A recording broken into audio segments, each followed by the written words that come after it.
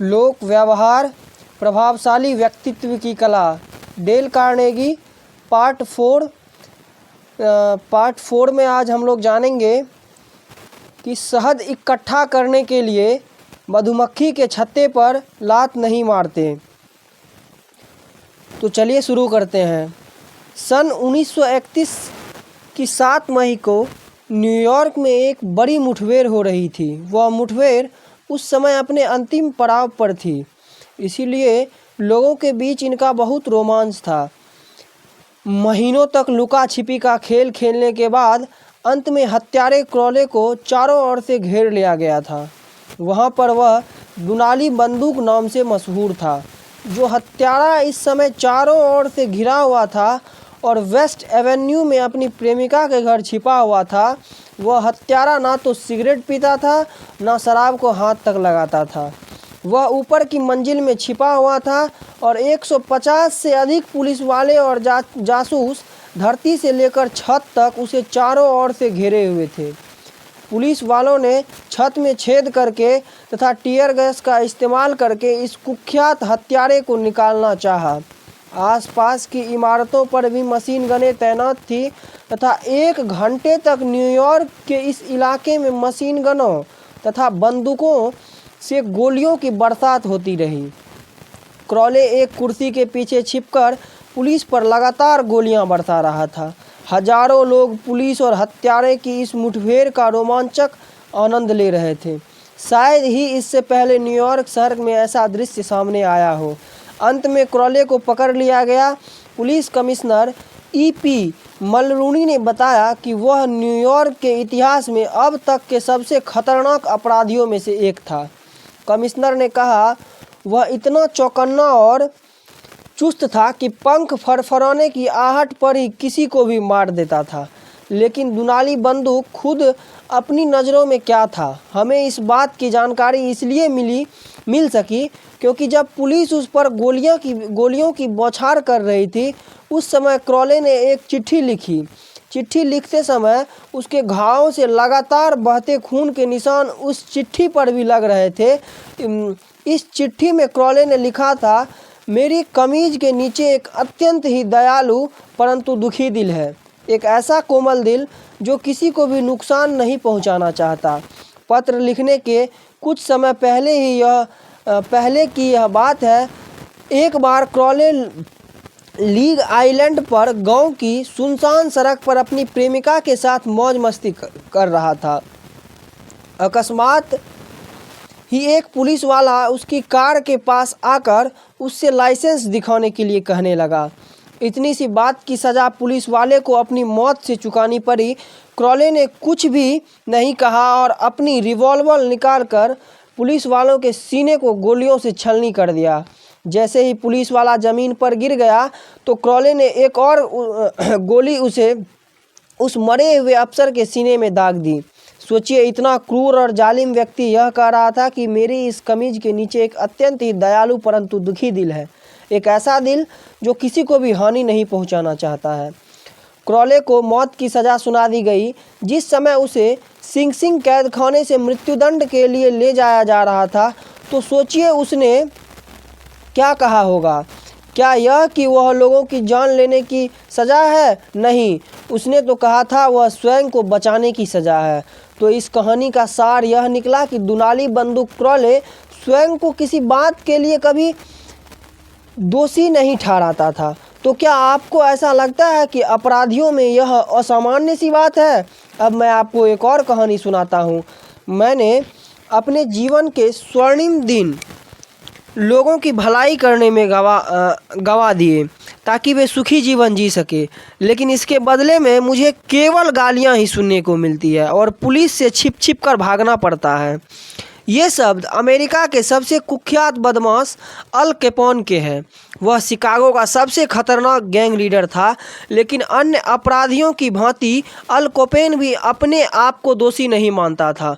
वह तो स्वयं को सच्चा परोपकारी मानता था, जिसे लोग गलत समझ बैठे थे। न्यूयॉर्क के सबसे कुख्यात अपराधियों में से एक डच शुल्टज भी ऐसा ही कहता था। अपने एक साक्षात्कार में उसने कहा था कि वह तो लोगों की भलाई बुराई करता है और अपनी कही इस बात पर उसे पूरा यकीन भी था। इस विषय पर अधिक जानकारी प्राप्त करने के लिए मैंने न्यूयॉर्क के सबसे कुख्यात जेल सिंग सिंग के वार्डन लुइस पीस से काफ़ी लंबा पत्राचार किया। उनका कहना है कि इस जेल के बहुत कम अपराधी स्वयं को बुरा समझते हैं, वे भी वैसे ही इंसान हैं जैसे हम सब हैं, इसीलिए तो वे स्वयं को सही प्रमाणित करने के लिए तर्क वितर्क करते हैं। उनके पास यह बात साबित करने के लिए पर्याप्त ठोस कारण होते हैं कि उन्होंने किसी पर गोली क्यों चलाई थी या फिर किसी तिजोरी को क्यों तोड़ा था। इन्हीं तर्कों के आधार पर प्रत्येक अपराधी स्वयं को सही प्रमाणित करने की पूरी कोशिश करता है और स्वयं को सज़ा का हकदार भी नहीं मानता। अब यदि अल कैपोन, दुनाली बंदूक, क्रॉले, डच, शुल्टज या फिर जेल की चार दीवारियों में चक्की पीस रहे अनगिनत अपराधी अपने आप को दोषी नहीं मानते, तो फिर वे लोग क्या करते हैं जिनसे हम सब प्रतिदिन मिलते हैं। जॉन वानामेकर, जो अमेरिकी स्टोर्स की चेन के संस्थापक थे, उन्होंने यह स्वीकार किया था, बहुत वर्षों पहले मैंने यह समझ लिया था कि किसी और को दोष देना केवल मूर्खता है। मेरे पास अपनी स्वयं की सीमाओं को ही पार करने की कितनी बड़ी मुसीबत है, तो फिर मैं इस बात पर अपना सिर क्यों पीटूं कि भगवान ने यह एक जैसी बुद्धि का उपहार सबको नहीं दिया है। वानामेकर ने तो यह सबक जल्दी ही सीख लिया था, लेकिन मैं यह 33 सालों से सीख पाया, जिस दौरान मुझसे ढेरों गलतियां हुई थी, और तब जाकर मैं यह समझ पाया कि 100 में से 99 लोग ऐसे होते हैं जो कभी भी अपने आप को दोष नहीं देते, चाहे वे कितनी भी गलतियां कर ले, परंतु कभी भी उन्हें अपनी वह गलती दिखाई नहीं देती। कभी भी वे स्वयं को की आलोचना नहीं करते। किसी की भी आलोचना करने से कोई भी लाभ नहीं होता, क्योंकि इससे सामने वाला व्यक्ति अपना बचाव करना शुरू कर देता है, बहाने बनाकर तर्क देने लगता है। आलोचना बहुत खतरनाक भी होती है, क्योंकि उससे व्यक्ति के आत्मसम्मान को बहुत ठेस पहुंचती है और फिर उस व्यक्ति के दिल में आपके लिए दुर्भावना भर जाती है। विश्वविख्यात मनोवैज्ञानिक B.F. स्किनर ने अपने प्रयोगों में यह प्रमाणित कर दिया है कि आलोचना से कोई सुधरता नहीं है, बल्कि आपके उस व्यक्तित्व से संबंध जरूर बिगड़ जाते हैं। यही बात जानवरों पर भी लागू होती है। जिस जानवर को उसके अच्छे व्यवहार के लिए पुरस्कृत किया जाता है, वह उस जानवर से ज़्यादा तेज़ी से सीखता है जिसे खराब व्यवहार के लिए दंडित किया जाता है। महान मनोविश्लेषक हैंस सेल्वे ने भी कहा है, हर व्यक्ति सराहना प्रशंसा का भूखा होता है, हर व्यक्ति निंदा से डरता है। निंदा या आलोचना से परिवारों के सदस्यों, मित्रों, कर्मचारियों, सहकर्मियों सभी का मनोबल कम हो जाता है, उनकी स्थिति में कोई सुधार नहीं होता। एनिड, ओक्लाहोमा के जॉर्ज बी जॉनस्टन एक इंजीनियरिंग कंपनी में सुरक्षा प्रभारी के पद पर कार्यरत थे। उनका काम था फील्ड में काम कर रहे हर कर्मचारी को ध्यान रखना। प्रत्येक कर्मचारी के लिए फील्ड में हेलमेट पहनना जरूरी होता था। पहले जब कोई भी कर्मचारी बिना हेलमेट लगाए होता था तो वे आग बबूला हो जाते थे और उसे नियमों का उदाहरण देते थे। उसका परिणाम यह निकलता था कि कर्मचारी मरे मन से उनके आदेश का पालन करते हुए उनके सामने तो हेलमेट पहन लेते थे, लेकिन उनके जाने के बाद तुरंत हेलमेट निकाल देते थे। उसने कोई नई युक्ति का परीक्षण करने के बारे में सोचा। अब जब भी वह किसी कर्मचारी को बिना हेलमेट के देखता था तो उससे पूछता था कि क्या वह हेलमेट आरामदायक नहीं है या फिर उसके सिर पर सही से फिट नहीं हो रहा है। उसने बातों बातों में उन कर्मचारियों को यह भी आभास करा दिया कि हेलमेट उनकी सुरक्षा के लिए है, न कि कोई बोझ के परिणाम स्वरूप। सभी कर्मचारियों ने अपनी सुरक्षा को ध्यान में रखते हुए हेलमेट पहनने शुरू कर दिए और मिस्टर एनिड के प्रति उनके मन में कोई दुर्भावना भी नहीं आई। इतिहास यह इस बात का गवाह है कि निंदा या आलोचना से किसी समस्या का कोई हल नहीं निकलता। पहला सबसे बड़ा उदाहरण थियोडोर रूजवेल्ट तथा राष्ट्रपति टेफ्ट के विवाद का है, एक ऐसा विवाद जिसने रिपब्लिकन पार्टी में बंटवारा करवा दिया, वुडरो विल्सन को व्हाइट हाउस में बैठने के लिए मजबूर कर दिया तथा पहले विश्व युद्ध में बड़े बड़े शब्दों में कुछ लाइनें दर्ज करवा दी तथा इतिहास का तो रुख ही बदल दिया। सन 1908 में रूजवेल्ट व्हाइट हाउस से बाहर चले गए तथा उन्होंने टेफ्ट को पूर्ण सहयोग दिया, जो राष्ट्रपति चुन लिए गए। फिर शेरों का शिकार करने के लिए रूजवेल्ट अफ्रीका चले गए। उनके लौटने तक परिस्थितियां बदल चुकी थी, जिनको देखकर वे आग बबूला हो गए। फिर अनुदारवाद के लिए उन्होंने टेफ्ट की आलोचना करना आरंभ कर दिया और फिर तीसरी बार स्वयं ही राष्ट्रपति बनने की कोशिश करने लगे। फिर उन्होंने बुलमुस नामक पार्टी का गठन किया और जीओपी को लगभग धराशायी ही कर दिया। अगले चुनावों में विलियम हॉवर्ड टेफ्ट तथा उनकी रिपब्लिकन पार्टी की बुरी तरह पराजय हुई और केवल 2 राज्यों यूटा तथा वर्मोंट में ही विजय प्राप्त हुई। यह इस पार्टी की अब तक की सबसे लज्जाजनक पराजय थी। रूजवेल्ट ने इस पराजय के लिए टेफ्ट को दोषी माना, लेकिन क्या स्वयं राष्ट्रपति टेफ्ट ने भी अपने आप को दोषी माना होगा? शायद बिल्कुल भी नहीं। भरे गले से आंखों में आंसू भरकर टेफ्ट ने बस इतना ही कहा, मैंने जो कुछ भी किया उसके अलावा मैं और कर भी क्या सकता था। आखिर दोष किसका था, टेफ्ट का या रूजवेल्ट का? कोई भी नहीं जानता, मैं भी नहीं। मैं इस बात की चिंता भी नहीं करता। मैं तो केवल इतना बताना चाहता हूँ कि रूजवेल्ट की इतनी निंदा भी टेफ्ट के लिए से यह मनवाने में कामयाब नहीं हो सकी कि दोष उनका था तो क्या लाभ हुआ। इन सब भर्त्सनाओं का कुछ भी नहीं। दोनों के मन में एक दूसरे के लिए कड़वाहट भर गई और टेफ्ट तो अपने पक्ष में तर्क देने लगे। दूसरा उदाहरण हम टीपॉट डोम ऑयल स्कैंडल का ही ले सकते हैं। सन 1920 के दशक में यह खबर अखबारों की सुर्खियों में छाई रहती थी। एक स्कैंडल को अमेरिकी वासी हमेशा ही अपने जहन में रखेंगे।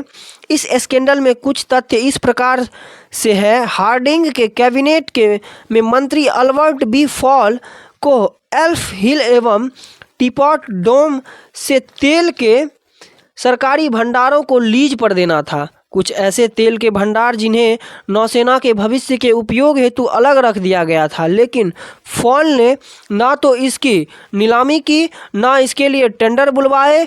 उन्होंने तो अपने मित्र एडवर्ड एल होडेनी को यह लाभकारी ठेका प्लेट में रख कर दे दिया।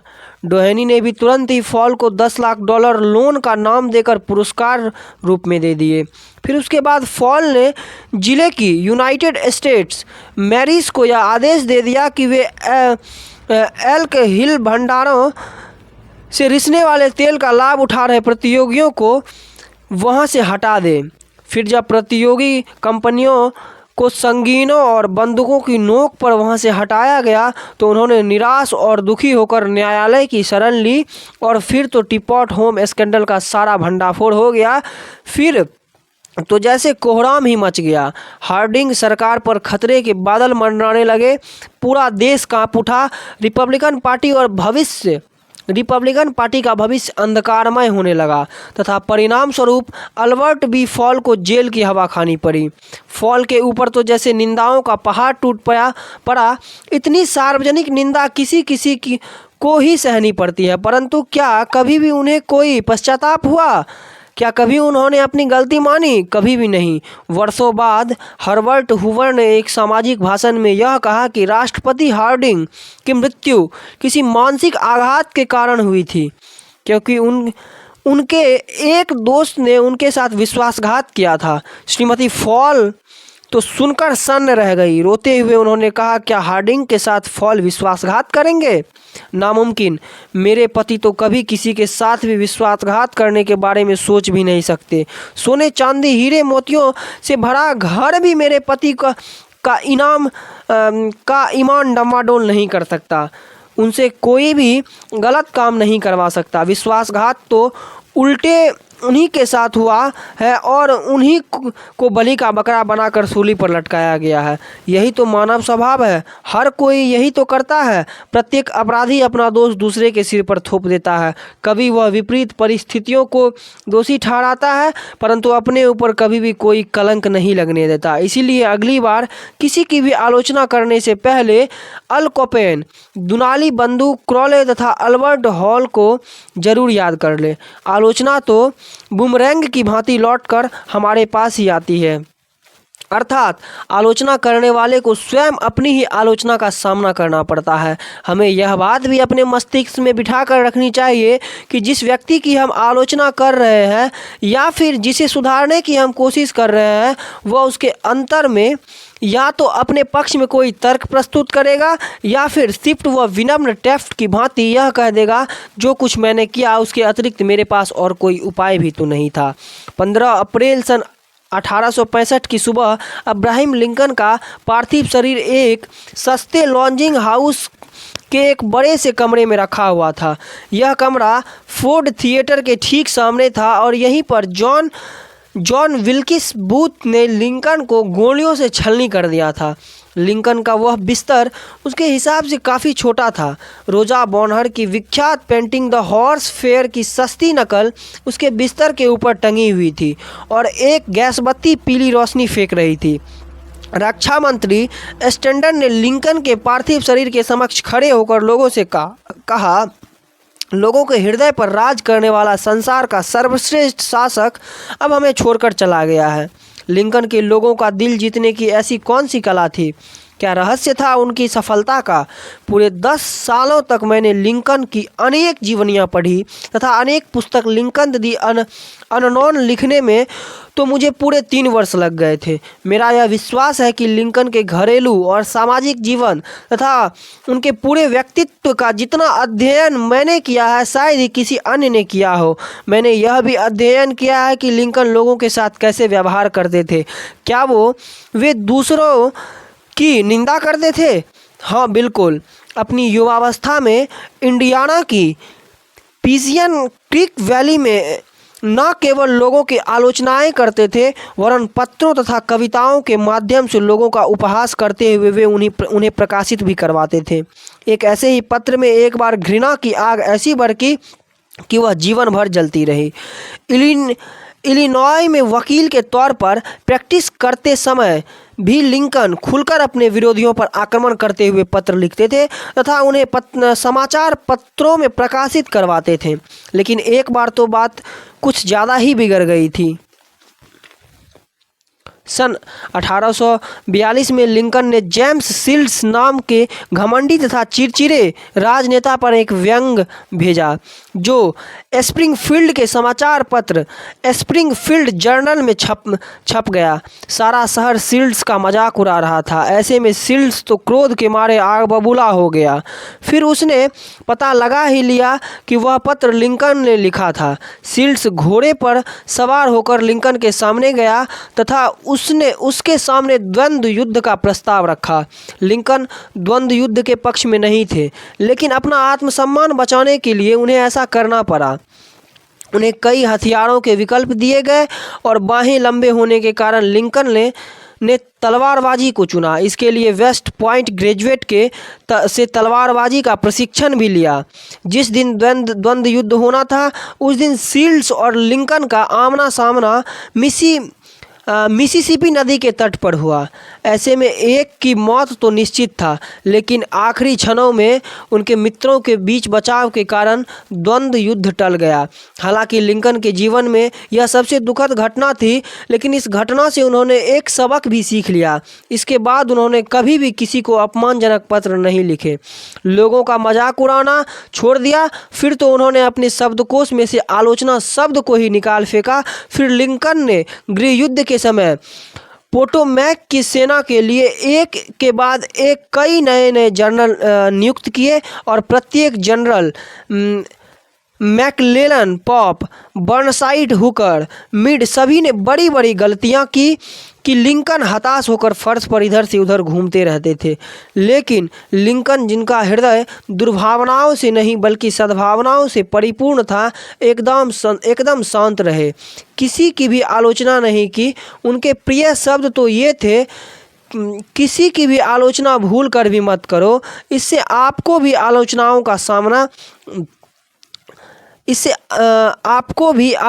का सामना नहीं करना पड़ेगा। जब कभी भी लिंकन की पत्नी तथा दूसरे लोग दक्षिण प्रांतों की निंदा करते थे तो लिंकन यही कहते थे, उनकी निंदा मत करो, उनकी जैसी परिस्थितियों में हम भी वैसे ही होते। लेकिन लिंकन के पास लोगों की आलोचना करने के सारे अवसर मौजूद थे। केवल एक उदाहरण से आप यह बात समझ सकते हैं। गॉसिसबर्ग के युद्ध जुलाई सन 1863 के पहले 3 दिनों में लड़ा गया था। 4 जुलाई की रात में ही जनरल ली दक्षिण दिशा में पीछे हटने लगे थे। अचानक ही तूफानी बादलों के कारण हुई तीव्र वर्षा से बाढ़ आ गई। जैसे ही ली अपनी हारी हुई सेना के साथ पोटोमैक पहुंचा तो उसने देखा कि उसके सामने तो बाढ़ से उफनती हुई नदी जिसे पार करना असंभव है और उसके पीछे विजेता यूनियन आर्मी है।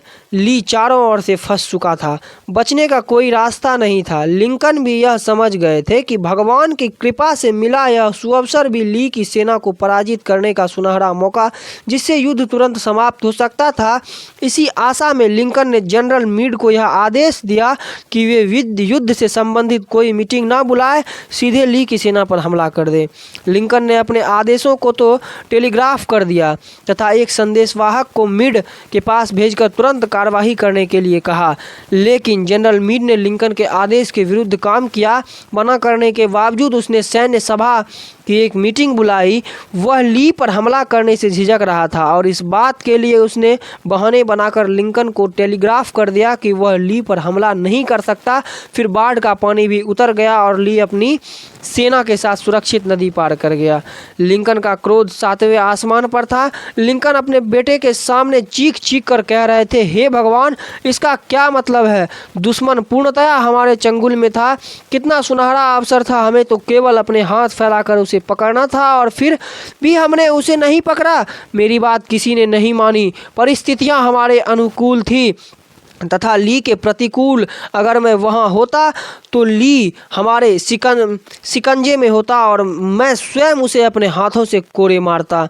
याद रहे, अपने जीवन के इस पड़ाव में लिंकन अत्यंत शील संयत थे तथा उनकी भाषा बेहद संयमित एवं शिष्ट होती थी। अपार निराशा के बीच लिंकन ने मीड को यह पत्र लिखा। सन 1863 में लिंकन द्वारा लिखित यह पत्र गंभीर आलोचना से परिपूर्ण था। मेरे प्रिय जनरल, मुझे लगता है कि आप ली के निकलने की को गंभीरता से नहीं ले रहे हैं। वह पूर्णतया हमारे जाल में था और उसको बंदी बना लेने से वह युद्ध ही समाप्त हो जाता। लेकिन अब तो युद्ध न जाने कब तक चलेगा।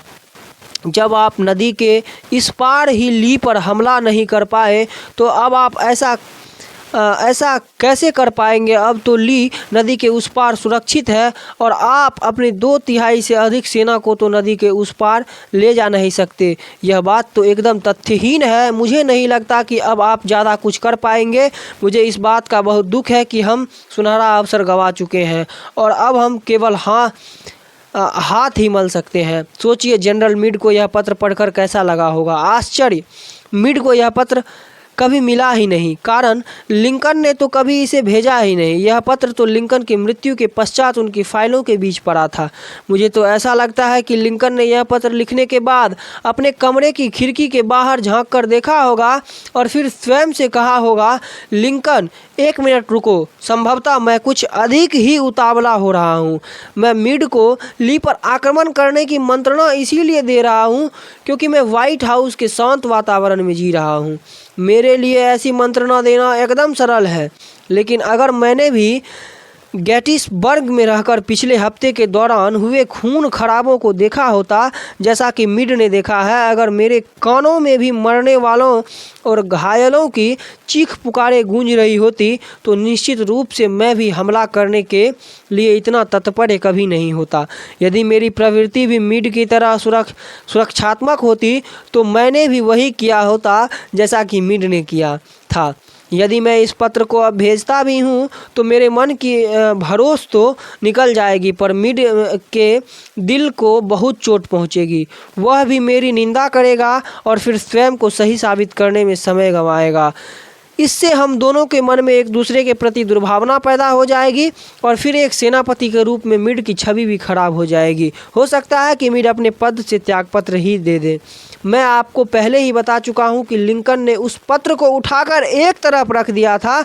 लिंकन का कटु अनुभव इस बात का गवाह था कि तीखी आलोचना हमेशा ही व्यर्थ होती है और उससे किसी को भी लाभ नहीं होता। महान लेखक मार्क ट्वेन कभी कभी तो क्रोध में आकर पागल से हो जाते थे और फिर क्रोध से इतना गर्म पत्र लिखते थे कि पेपर तक जल उठता था। उदाहरणतया एक बार क्रोध से भरे मार्क ने एक व्यक्ति को लिखा, मेरा मन चाहता है कि तुम्हें जीवित दफन कर दिया जाए। अगर तुम भी ऐसा ही चाहते हो तो मुझे बता दो, शेष व्यवस्था मैं स्वयं कर लूँगा। एक अन्य अवसर पर उन्होंने एक संपादक को पत्र लिखकर यह बताया कि उनका प्रूफ रीडर मेरी स्पेलिंग तथा विराम चिन्हों को सुधारने की कोशिश करता है।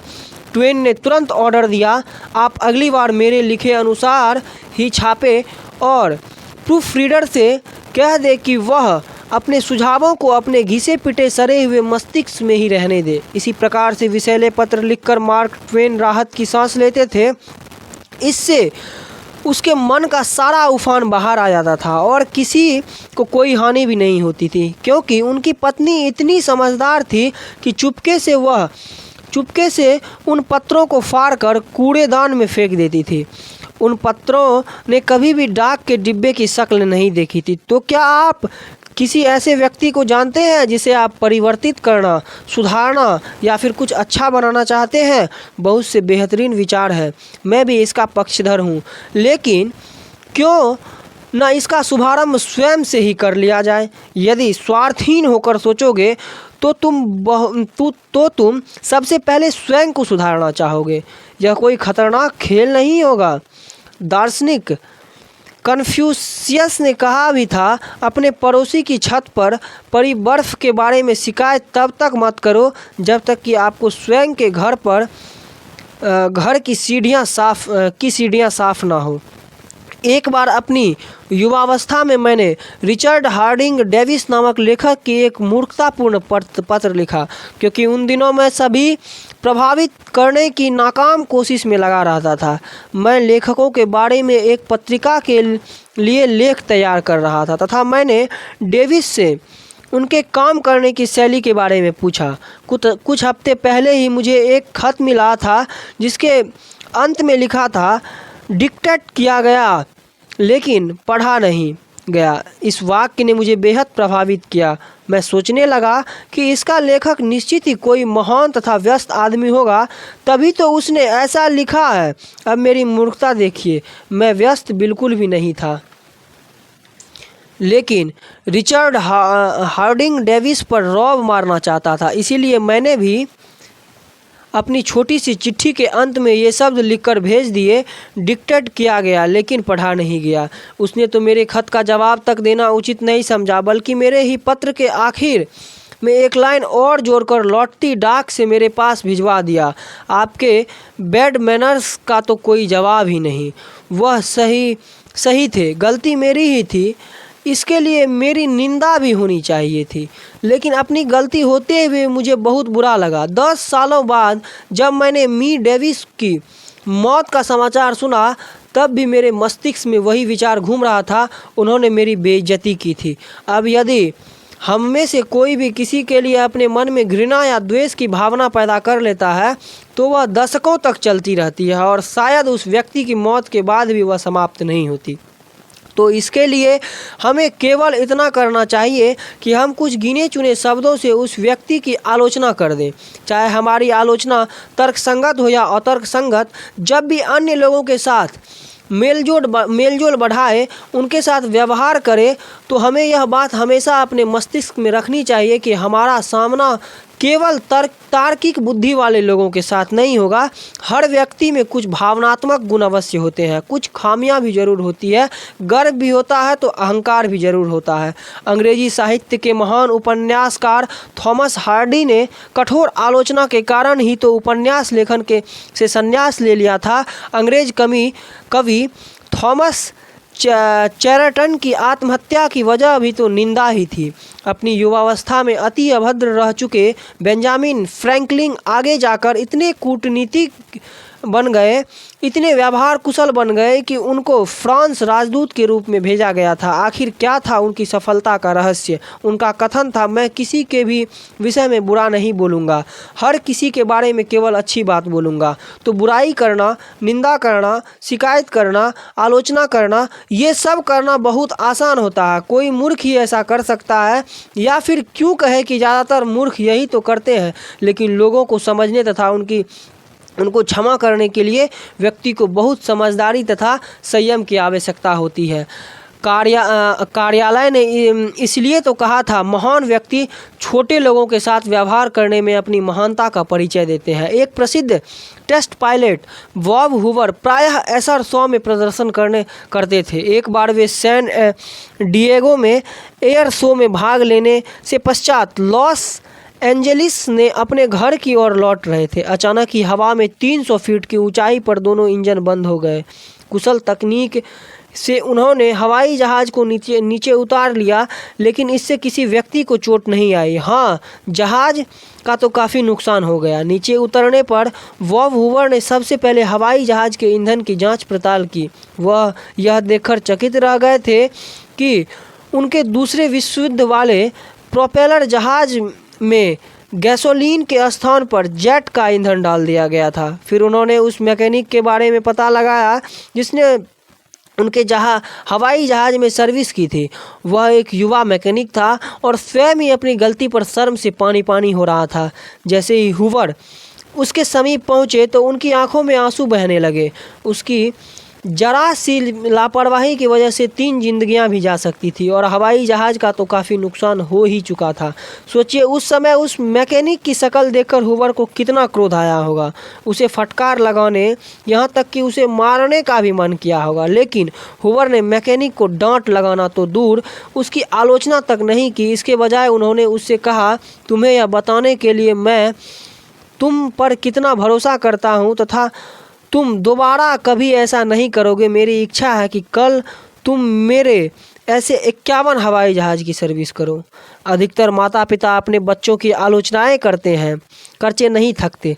क्या आप सोच रहे हैं कि मैं आपको ऐसा करने से रोक रहा हूं? नहीं, मेरा ऐसा कोई इरादा नहीं है। मैं सिर्फ यह बताना चाहता हूं कि आप उनकी आलोचना करने से पहले अमेरिकी पत्रकारिता के एक प्रसिद्ध लेख फादर फॉरगेट्स को अवश्य पढ़ ले।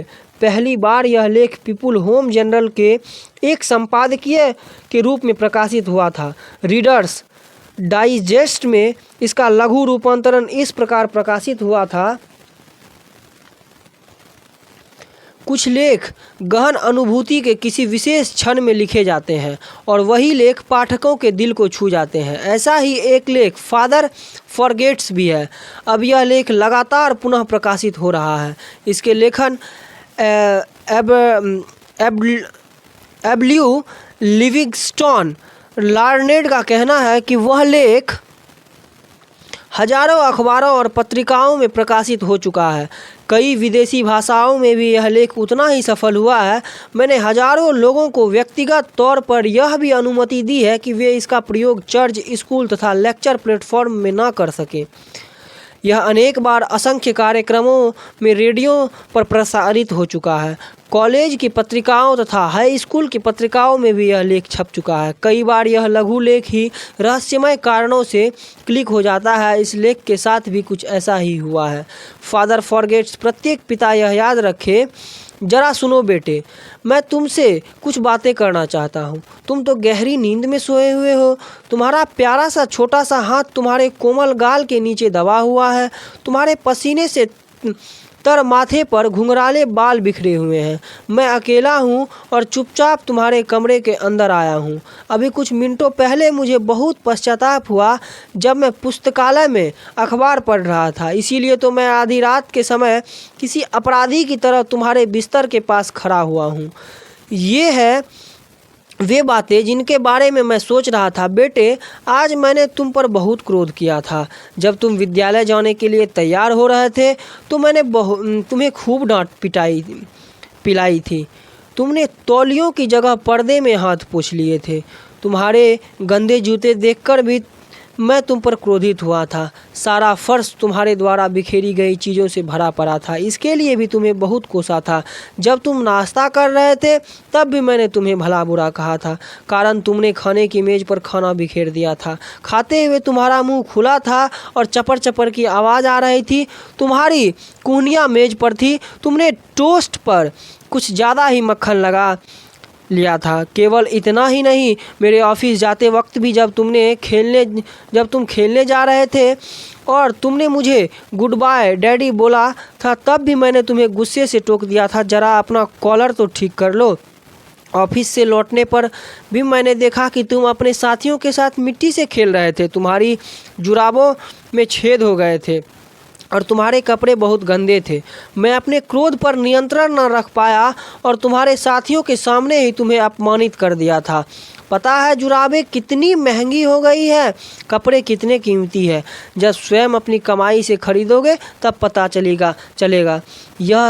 यही सब तो मैंने कहा था। और एक पिता अपने बच्चों को इससे अधिक दिल किस प्रकार दुखा सकता है। तुम्हें तो याद ही होगा कि रात को जब मैं लाइब्रेरी में पढ़ रहा था और तुम मेरे कमरे में आए थे तो तुम कितने सहमे हुए और आतंकित थे। तुम्हारी आंखों में झलक रही थी तुम्हारे सीने की चोट। तब भी मैंने अखबार के ऊपर से देखते हुए पढ़ने में रुकावट डालने के लिए तुम्हें बुरी तरह झिझक दिया था। कभी तो चैन से जीने दिया करो। और तुम दरवाजे पर ही मूर्ति बन गए थे। तुम कुछ भी बोले नहीं थे, मेरे पास भाग कर आए थे और मेरे गले में अपनी बाहें डाल दी थी और मुझे चूमा था और फिर गुड नाइट डैडी कहकर एकदम गायब हो गए थे। तुम्हारी नन्ही बाहों को पकड़ ऐसी मजबूत थी कि वह यह एहसास करा रही थी कि इतनी अपेक्षा के बावजूद तुम्हारे मन मंदिर में खिला प्रेम रूपी पुष्प अभी तक मुरझाया नहीं है। और फिर तुम सीढ़ियों पर जोर जोर से खटखट करके चढ़ गए थे। हाँ बेटे, इस घटना के कुछ क्षणों बाद ही मेरे हाथों से अखबार छूट गया और मैं आत्मग्लानि से डूब गया। आखिर मैं ऐसा क्यों होता जा रहा हूँ? मेरी आदत डांटने फटकारने की पड़ती जा रही है। अपने बच्चे को मैं यह कैसा बचपन दे रहा हूँ? कहीं ऐसा तो नहीं है कि मैंने तुम्हें प्यार करना छोड़ दिया है? लेकिन मुझे तुमसे कुछ अधिक ही आशाएं हैं और मैं तुम्हारे बचपने को अपनी उम्र के तराजू पर तौलने लगा हूँ। तुम बहुत प्यारे, सच्चे और अच्छे हो। तुम्हारा नन्हा सा मासूम सा हृदय तो चौड़ी पहाड़ियों के पीछे से उगती सुबह की भांति विशाल है। तुम्हारे अंदर तो बहुत बड़प्पन है, तभी तो इतनी डांट के बावजूद तुम मुझे गुड नाइट किस देने आ गए थे। तुम में कोई मैल नहीं है। यह रात बस इसलिए इतनी खास है मेरे बेटे। मैं अंधेरे में तुम्हारे बिस्तर के सिराहने घुटनों के बल बैठा हूँ, लज्जित अपमानित, तुमसे बहुत छोटा। यह तो केवल एक दुर्बल पश्चाताप है। मुझे मालूम है कि अगर मैं यदि अभी तुम्हें जगा कर यह बताऊंगा तो तुम कुछ भी नहीं समझोगे।